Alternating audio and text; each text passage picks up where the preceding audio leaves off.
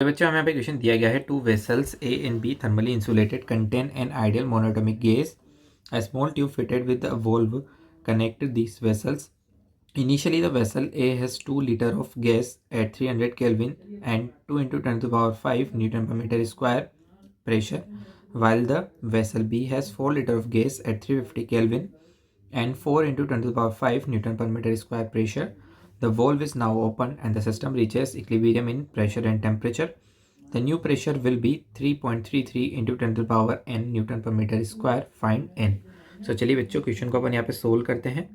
दो हमें वेसल्स दिए हुए हैं ए और बी जो कि थर्मली इंसुलेटेड है। दोनों को यहाँ पर एक वॉल्व के द्वारा कनेक्ट किया गया है, ट्यूब के द्वारा यहाँ पर कनेक्ट किया गया है।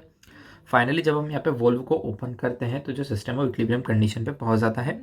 उस समय पे जो प्रेशर है, जो नया प्रेशर है वो कितना है 3.33 into 10 to the power n है। हमें n की वैल्यू फाइंड आउट करनी है। ठीक है भाई, चलिए तो यहाँ पर हम देख सकते हैं कि जो दोनों वेसल्स है वो थर्मली यहाँ पे इंसुलेटेड है, तो हमें यहाँ पे पता है कि जो नेट हीट ट्रांसफर होगा वो कितना होगा, यहाँ पे 0 होगा। ठीक है भाई, साथ ही में जो इनिशियल यहाँ पे वॉल्यूम था पूरे सिस्टम का, बाद भी यहाँ पे टोटल वॉल्यूम तो वही रहेगा। वॉल्व को ओपन करने के बाद भी टोटल वॉल्यूम तो अभी भी वही रहेगा यहाँ पे। तो डेल्टा वी भी यहाँ पे कितना आएगा, 0 आएगा। तो डेल्टा क्यू 0 है, डेल्टा वी 0 है, तो यहाँ पे जो चेंज इन इंटरनल एनर्जी होगा वो भी क्या होगा, यहाँ पे 0 होगा। सो जो इनिशियल यहाँ पे इंटरनल एनर्जी होगी that is u1 plus u2, वो बराबर होगी u1 dash plus u2 dash के। u1 क्या है भाई, वेसल ए के लिए, u2 है वेसल बी के लिए, और ये बाद वाली इनकी इंटरनल एनर्जीज यहाँ पे हो जाएगी। चलो भाई u1 की बात करते हैं। तो u1 को मैं यहाँ पे लिख सकता हूँ f/2 n1 RT1 plus u2 को लिख सकता हूँ f/2 n2 RT2 is equal to, बाद में यहाँ पे इंटरनल एनर्जी कितनी हो जाएगी भाई, f/2 n1 RT। मान लेते हैं बाद में जो टेम्परेचर है वो T हो गया है। ठीक है भाई, और ये हो जाएगा f/2 n2 RT, है ना, बाद में टेम्परेचर तो सेम हो जाएगा। ठीक है भाई, तो यहाँ से मैं एक इक्वेशन बना सकता हूँ। देखो क्या आ जाएगा हमारे पास, n1 RT1 plus n2 RT2 is equal to, क्या कर सकते हैं हम यहाँ पे, n1 प्लस n2 RT में कॉमन ले सकता हूँ।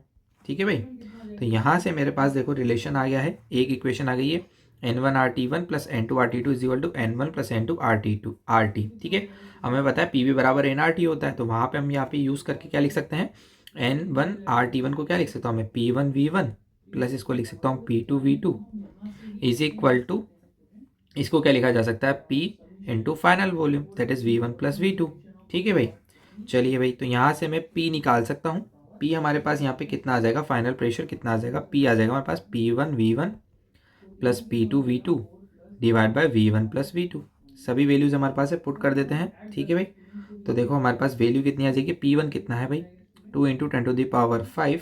ठीक है भाई, चलिए V1 हमारे पास कितना है, 2 लीटर है, तो इसको मीटर में चेंज कर लेंगे, into 2 into 10 to the power -3 plus P2 कितना है भाई, 4 into 10 to the power 5 into V2 कितना है, 4 लीटर, तो 4 into 10 to the power -3 divide by 2 into 10 to the power -3 plus 4 into 10 to the power -3। ठीक है, तो इसे आप जब सिंप्लीफाई करेंगे तो आपके पास वैल्यू आ जाएगी 3.33 into 10 to the power 5 newton per metre square.